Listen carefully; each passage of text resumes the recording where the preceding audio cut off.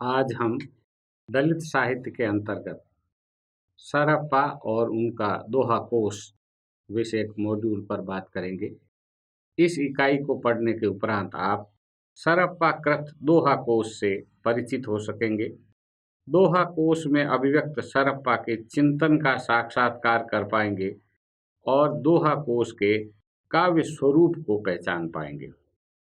राहुल सांकृत्यायन के अनुसार सरहप्पा हिंदी के आदि कवि है, प्रथम कवि है और उनके 7 ग्रंथों, 7 संस्कृत ग्रंथों और 17 अनुदित अपभ्रंश ग्रंथों का उल्लेख राहुल जी ने दोहा कोश की भूमिका में किया है। इन ग्रंथों में सरहप्पा की कोई भी रचना अपने मूल रूप में आज हमें उपलब्ध नहीं है।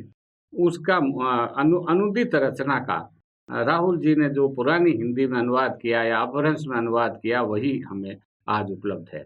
राहुल जी ने जिस कृति का अनुवाद किया है दोहा कोश का, उसमें 165 छंद है। भूमिका में राहुल जी ने लिखा कि ये भोट भाषा में अनुदित है और जब तक हमें इनकी मूल रचना नहीं मिल जाती तब तक हमको इस अनुदित रचना से ही काम चलाना पड़ेगा। और उनको इस बात का बड़ा दुख हुआ और जिसको उन्होंने लिखित में व्यक्त किया कि सरहप्पा जैसे महत्वपूर्ण हिंदी कवि की कविता जो आदि कवि हिंदी का है उसकी मूल रचना हमारे सामने आज उपलब्ध नहीं है और इस अनुवाद के माध्यम से ही आज हमें इसे समझना पड़ रहा। दोहा कोश की पांडुलिपि राहुल सांकृत्यायन को तिब्बत के ऐतिहासिक मठ शक्य में 1934 ईस्वी में प्राप्त हुई। दोहा कोश में राहुल जी ने सरहप्पा के 4 चर्या पदों को भी शामिल किया है जो महामहोपाध्याय हरप्रसाद शास्त्री द्वारा संपादित है। राहुल जी का मत है कि दोहा चौपाई की शुरुआत अपभ्रंश से हुई और जब तक और पुराना उदाहरण नहीं मिलता तब तक के लिए हम कह सकते हैं कि सरह ही साहित्य में इसके विधाता है। परंतु दोहा कोश में सिर्फ दोहा छंद ही नहीं है, सोरठा, पद्दरिया आदि अन्य छंद भी है। अपभ्रंश के जानकार विद्वानों का विचार है कि दोहा और चर्या पद अपभ्रंश के छंद है। चर्या का अर्थ बताया जाता है आचरण, अभ्यास और अनुष्ठान। नेपाल के बौद्धों के बारे में प्रसिद्ध है कि ये अपनी गुप्त पूजा को चर्या या चचा कहते हैं। इस पूजा में ये पद गाए जाते हैं। सरह के उपलब्ध 4 चर्या पदों में रागों का उल्लेख किया गया। राग गुंजरी, राग देशाक, राग भैरवी, राग मालाशी आदि। यही परंपरा सूर, कबीर और मीरा आदि भक्त कवियों में ने भी अपनाई है। राहुल जी का अनुमान है कि ऐसे बहुत से पद सरह ने रचे होंगे जो अब अनुपलब्ध है। जो उपलब्ध रचनाएं हैं उससे हम अनुमान लगा सकते हैं कि और किस तरह की रचना उन्होंने लिखी होगी। दूसरी बात जो महत्वपूर्ण राहुल जी ने कहा है और जिसे हमारे हिंदी की परंपरा चलती है, एक तो दोहा चौपाई का के छंदों की जो शुरुआत जो मध्यकाल के भक्त कवियों में मिलती है, ये हमें सरहप्पा की रचनाओं मिलती है। दूसरी बात पदों के ऊपर जिस राग का, चर्या पदों के ऊपर राग का वर्णन है। सूरदास के सूर सागर में रागों का उल्लेख है, मीरा के पदों में रागों का उल्लेख है। बाद में भक्ति काल के जो कवि है उन्होंने राग के साथ, संगीत के साथ उनका जो तालमेल बैठा, उस तालमेल का उल्लेख इन रचनाओं मिलता है और ये परंपरा भी हिंदी की अपभ्रंश से आई है। दोहा कोश सरहप्पा के स्फुट चिंतन का संग्रह है। अगर हमको सारे पद मिल जाते तो हम उनके संपूर्ण विचारों को समझ सकते थे, उनकी चिंताओं को समझ सकते थे, उनके बारे में जान सकते थे। लेकिन अभी इन जो छिटपुट जो दोहे, कुछ जो दोहे मिले हैं, उन्हीं के माध्यम से हमें सरहप्पा के विचारों को, उनकी मान्यताओं को, उनके व्यक्तित्व को और उनके काव्य कौशल को समझना। दोहा कोश के आरंभ में सरहप्पा ने अन्य मतावलंबियों की आलोचना की है। इनमें सबसे पहले उन्होंने ब्राह्मण की, फिर पाशुपत, फिर जैन और बौद्ध मतावलंबियों की आलोचना की। इन आलोचनाओं में अतिरिक्त आवेग नहीं है जो आवेग हमें बाद में कबीर की रचनाओं में देखने को मिलता है। ये तो बहुत ही सामान्य तथ्य कथन की तरह कहते हैं कि ब्राह्मण चारों वेद पढ़ते हैं परंतु वेदों के रहस्य को नहीं जानते। कथन में आक्रामकता नहीं है, पछाड़ने का भाव भी नहीं है। कथन में एक निष्कर्ष है जो उनके दीर्घ चिंतन से आया है। पाशुपत या जैन उनके तर्कों का प्रत्युत्तर दे पाएंगे, इसकी लेश मात्र भी आशंका सरप्पा को नहीं है। दीर्घ नखी यति मलिने भेषे नंगे होय उपाड़े कैसे।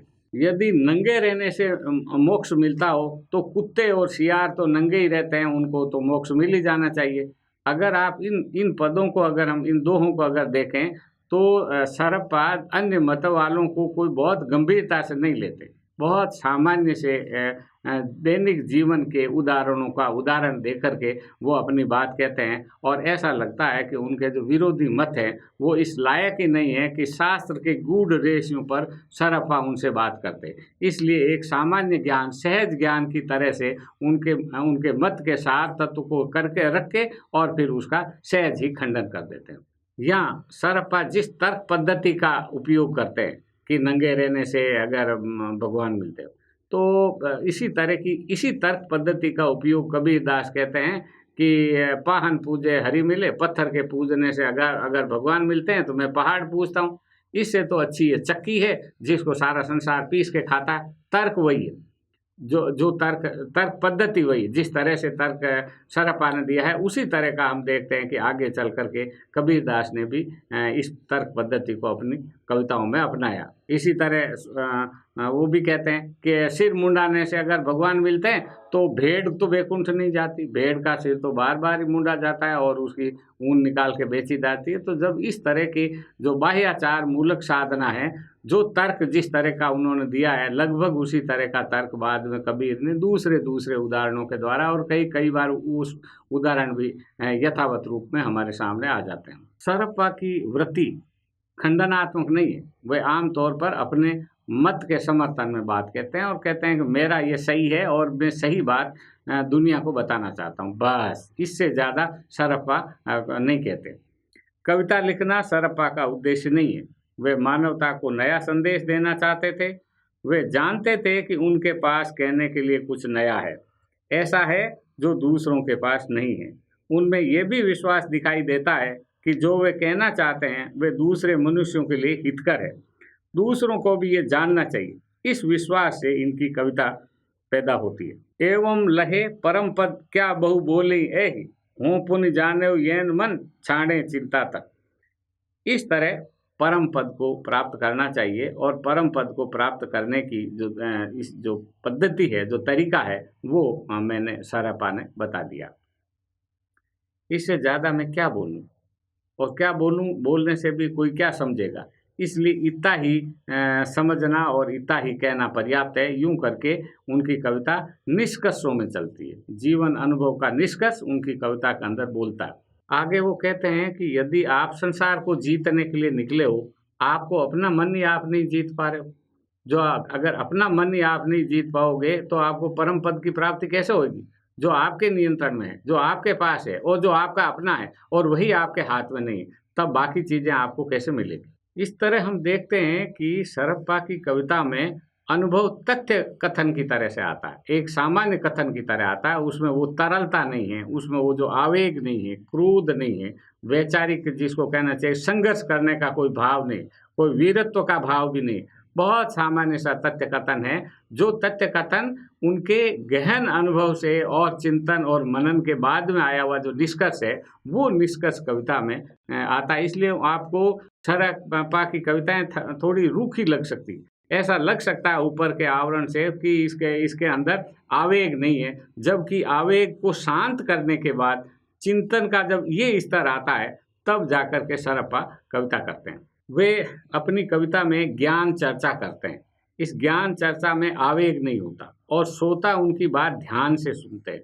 यदि श्रोता ध्यान से न सुने तो सरप्पा की कविताएं संभव है कि आपके समझ में नहीं आएंगे, और कोई आवेग के इच्छुक या मनोरंजन के लिए उन्होंने कोई कविताएं नहीं लिखी। इसलिए जिनको मनोरंजन की दरकार होती है वो भी सरप्पा की कविताएं नहीं लिखते। सामान्य जिंदगी का ज्ञान आपको प्राप्त करना है तो आप सरप्पा के पास आइए, और सरप्पा ने जो कुछ अनुभव, चिंतन, मनन, विचार से ज्ञान प्राप्त किया है वो आपको सहज सीधे सीधे शब्दों में आपके सामने रख देते हैं। कोई लाग लपेट नहीं, कोई आडंबर नहीं, किसी प्रकार का कोई दंभ नहीं, यही है, और कोई बहस भी नहीं।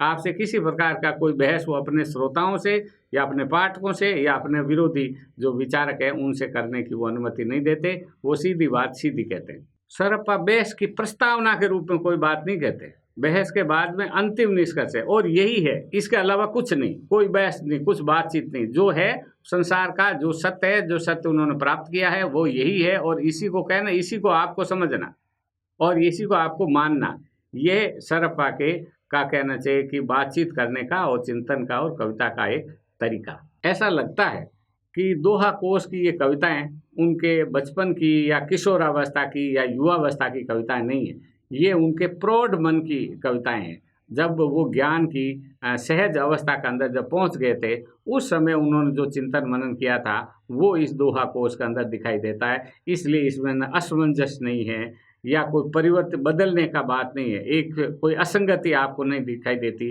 कविता में कहीं अंतर विरोध नहीं है। जो दोहा कोश के एक छंद में है वही जाकर अंतिम वाले छंद में भी, बीच के छंदों में भी अगर आप देखते हैं तो एक संगति दिखाई देती है, एक ही तरह के विचार दिखाई देती है। और मत में जो परिवर्तन कई बार होता है या कि कई कुछ कुछ चीज़ों पर हम निश्चित नहीं कर पाते कि हमारा यही मत है कि नहीं, ये अनिश्चय भी हमें सरप्पा की इन रचनाओं में देखने को नहीं मिलता, जिससे हमको ये लगता है कि हम कह सकते हैं कि ये प्रौढ़ मन की कविताएं। इसके साथ ही ये भी रेखांकित किया जाना चाहिए कि ये कविताएं मुक्तक है, इनमें कोई कथा नहीं है।